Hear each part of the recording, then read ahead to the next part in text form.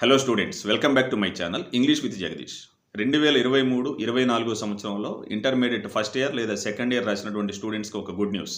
మీ యొక్క రిజల్ట్స్ ఈ నెల ఏప్రిల్ 23 లేదా 24వ తేదీల్లో రాబోతున్నట్టుగా మనకు అఫీషియల్గా సమాచారం అయితే ఉంది.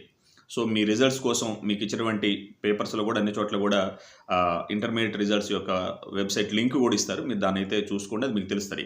అయితే ఇక్కడ మీకు ముఖ్యంగా నేను చెప్పొచ్చేది ఏంటంటే, రిజల్ట్స్ కొందరికి అనుకూలంగా రావచ్చు, కొందరు అనుకున్న విధంగా రాకపోవచ్చు. అట్లాంటి కొందరు అనుకోని పరిస్థితుల్లో ఫెయిల్ అవ్వచ్చు.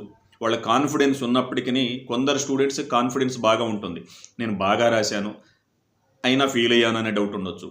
మరికొందరు స్టూడెంట్స్కి మార్క్స్ వచ్చి ఉంటే పాస్ అయి ఉండొచ్చు, కానీ కొన్ని సబ్జెక్ట్స్లో అనుకున్న విధంగా మార్క్స్ రాకపోవచ్చు. ఈ పరిస్థితుల్లో ఉన్నవాళ్ళు తప్పనిసరిగా మీరేమీ అలా నష్టపోవాల్సిన పని లేదు. మీకు అనుమానం ఉన్నట్లయితే తప్పనిసరిగా ఇంటర్మీడియట్ రిజల్ట్స్ చూసుకున్న తర్వాత అందుట్లో ఇచ్చిన డేట్ ప్రకారం మీరు వెంటనే రీవెరిఫికేషన్, రీవాల్యుయేషన్ లేదా రీకౌంటింగ్ అనేది ఏదైతే ఉందో దానికి అప్లై చేసుకోండి. ఈ రీవెరిఫికేషన్ లేదా రీకౌంటింగ్ ఎలా జరుగుతుంది అనే దానికి ప్రాసెస్కి సంబంధించి మనకి డీటెయిల్డ్ వీడియో కూడా ఉంది మన ఛానల్లో.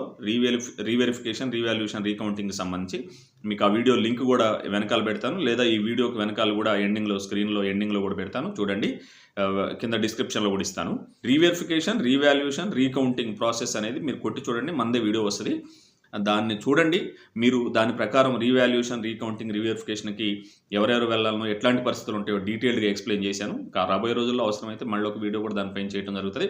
బట్ ఎనీవే, నేను ఇక్కడ మీకు ముఖ్యంగా చెప్పాల్సిన అనుకుంటున్న విషయం ఏంటంటే, మీకు రిజల్ట్స్ పైన అనుమానం ఉంటే తప్పనిసరిగా ఆ స్పెసిఫిక్ ఫీ ఏదైతే ఉంటుందో అది పే చేసి రీవాల్యుయేషన్ లేదా రీవెరిఫికేషన్కి అయితే, మరి రీకౌంటింగ్కి అయితే తప్పనిసరిగా వెళ్ళండి. మీకు కాన్ఫిడెన్స్ ఉన్నప్పుడు, లేదు మీ మార్క్స్ ఇంతే అనుకున్నప్పుడు మాత్రం మీరు ప్రశాంతంగా ఉండండి. వచ్చినటువంటి రిజల్ట్స్ని హ్యాపీగా యాక్సెప్ట్ చేయండి. అనుమానం ఉన్నప్పుడు ఈ పరిస్థితికి అయితే వెళ్ళండి. ఎందుకంటే 2 ఇయర్స్ చదివినటువంటి కష్టం మీకు రిజల్ట్ రావాలి. మంచి మార్క్స్ వస్తే హ్యాపీ. అనుకున్న విధంగా రానప్పుడు, మీకు కాన్ఫిడెన్స్ ఉన్నప్పుడు తప్పనిసరిగా మరి ఆ రీవాల్యుయేషన్, రీవెరిఫికేషన్కి వెళ్ళి మీరందరూ కూడా హ్యాపీగా మరి ఆ తర్వాత ఉన్నటువంటి బీటెక్లో లేదా డిగ్రీస్లో జాయిన్ అయ్యి మీరు బంగారు భవిష్యత్తుకి ముందుకెళ్తారని ఆశిస్తూ, I wish you all best. Will meet in the next video.